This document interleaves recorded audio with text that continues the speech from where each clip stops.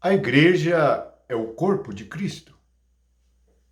E que isto implica para cada um de nós que cremos e que fomos batizados neste corpo. Afinal, o que é o corpo? O corpo é o lugar formado por membros e onde há vida. Veja que no capítulo 14 de 1 Coríntios, nós temos do versículo 12 até o versículo 31 a respeito do corpo. É muito importante ter uma compreensão espiritual a respeito do corpo de Cristo. É muito sério ser membro do corpo. Veja o que está escrito em Coríntios, capítulo 12, versículo 12. Porque assim como o corpo é um e tem muitos membros, e todos os membros, sendo muitos, constituem um só corpo, assim também com respeito a Cristo. Assim também com respeito a Cristo. Quem deu crédito a esta palavra? O que fizeram com o corpo de Cristo? Dividiram, redividiram, tornaram a dividir. Como se fosse possível dividir o corpo espiritual de Cristo. Veja no versículo 13. Pois em um só Espírito, todos nós fomos batizados em um corpo, quer judeus, quer gregos, quer escravos, quer livres. E a todos nós foi dado beber de um só Espírito. O versículo 13 traz a expressão um só Espírito, duas vezes. O Espírito é o que dá vida ao corpo. Se não há Espírito, não há vida. Se não há vida, o corpo é morto. Note que há uma carta a uma igreja lá em Apocalipse, em que tem nome que vive, mas está morta. É uma igreja em que a morte está nela. É possível isto? É possível, pois a igreja inventada pelo homem tem apenas a palavra humana, não tem o espírito que dá vida. O espírito é o que dá vida ao corpo, mas ao corpo de Cristo. Mas vamos pensar, vamos meditar.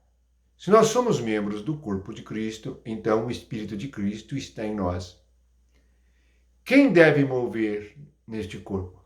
Cristo. Nós, como membros, não podemos nos mover sozinhos e por nossa conta. O desastre que aconteceu na igreja é que muitos membros pensaram que podiam se mover por conta própria.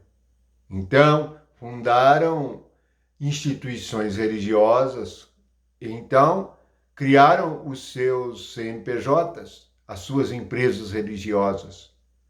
Deixaram as Escrituras.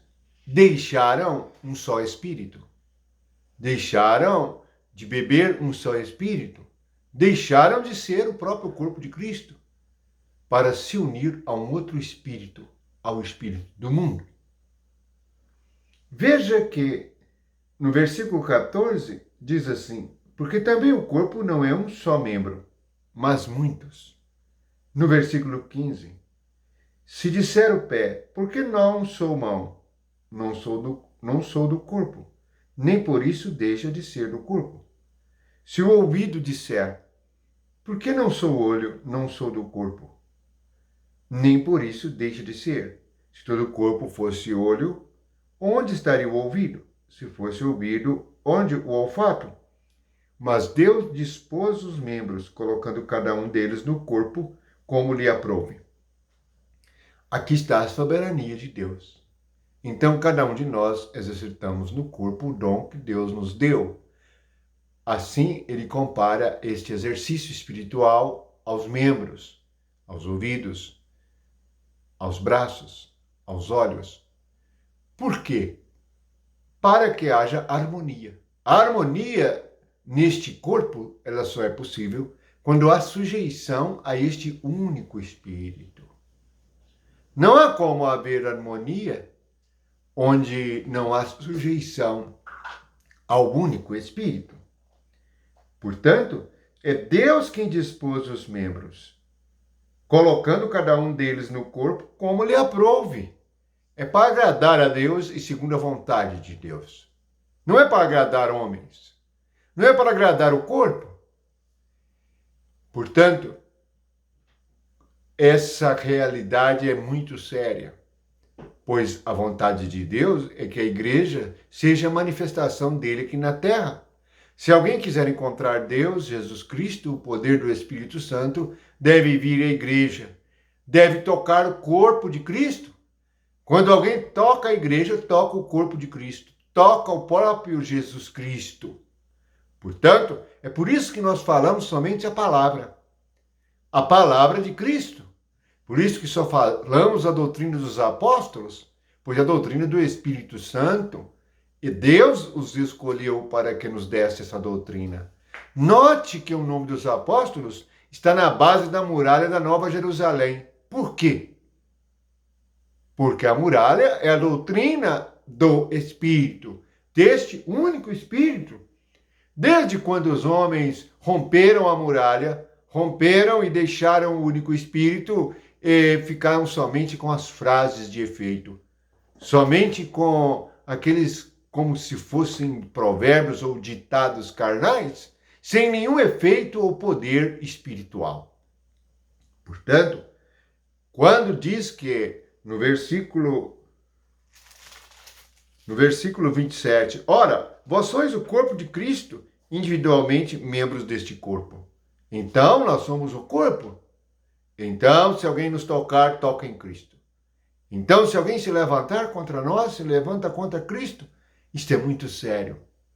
É por isso que interiormente prestamos atenção na presença do Senhor. Prestamos atenção no Espírito que nós bebemos, no único Espírito. Tenha coragem, leia a Escritura, confira, veja. Bem, alguém poderia dizer, mas como podem as instituições religiosas não serem o corpo de Cristo? Bem, Cristo teria muitos corpos, enquanto está escrito que só há um corpo. Portanto, tudo isso está ultrapassando a doutrina de Cristo e a doutrina dos apóstolos. É como se tivessem jogado o muro no chão. É por isso que a igreja hoje mistura-se tão facilmente as coisas do mundo, as coisas econômicas, a avareza, a política. Por quê? Por causa que o muro foi derrubado. Deixaram o único Espírito, deixaram a doutrina de Cristo e agora o corpo é como se estivesse ausente. As pessoas tocam as igrejas com palavras e com atitudes como querem, porque elas dão mau testemunho diante do mundo e se igualam ao próprio mundo. O que devemos perceber é que nós somos o corpo de Cristo. Então, nosso corpo físico, alma e espírito pertencem a Cristo. E somente por meio do Espírito Santo nós nos movemos, falamos e existimos. É assim, nesta realidade, que nós entendemos, compreendemos e ouvindo a voz do Espírito, sabemos. Nós somos o corpo de Cristo. Quão maravilhoso é isto! E meditar nisto pode ser por toda a eternidade. Amém.